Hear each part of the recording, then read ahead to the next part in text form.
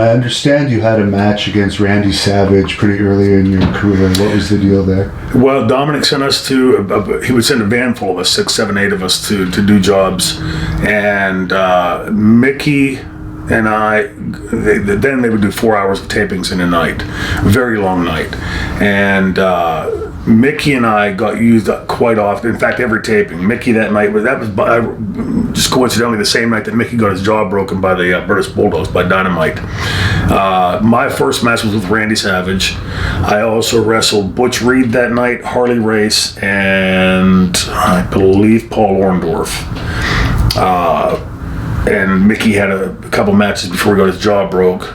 And the other guys that came up with us got paid the same thing that we got paid, but none of them worked, as I recall. And Dominic would send us up there every month or so to do that. I knew pretty early on that I didn't want to use, like the first or second match, it was under Troy Martin. But I knew I didn't want to use my real name, that if I was going to ever have a career down the road, that if I wanted to use my name. And so I started using the name Mike Kelly. Okay. And but that first night with Randy Savage, and there's a good little story about Randy with that. You know, we had seen him on television with ordering Elizabeth around and treating her like shit and everything.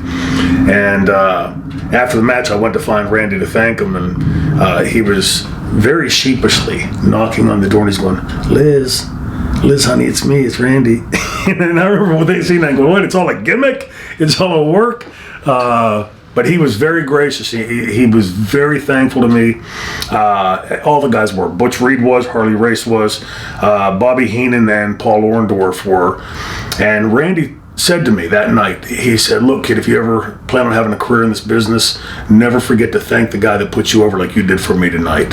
And it always stuck with me, because he was one of the biggest names in wrestling history, and certainly at that time. And just really down-to-earth guys. They treated me professionally in the ring, did what they had to do to get themselves over, but I didn't get stiffed at all. The bumps were perfectly timed bumps. They were very professional with me, and Bobby Heenan and Paul Orndorff were equally as gracious. Everybody said thanks, but Paul and Bobby were much like Randy in the first match. Did you enjoy the experience of wrestling in front of the big crowd and everything? No. I enjoyed working with the guys I did.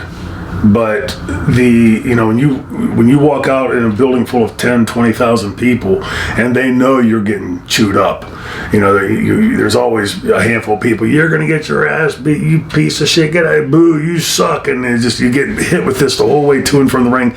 And somehow on camera, you're gonna put up that excitement that you're really happy to be here. Somehow I was able to drown it out though, and maintain it. You just have to cut yourself in half in your brain, from the wrestler and the person.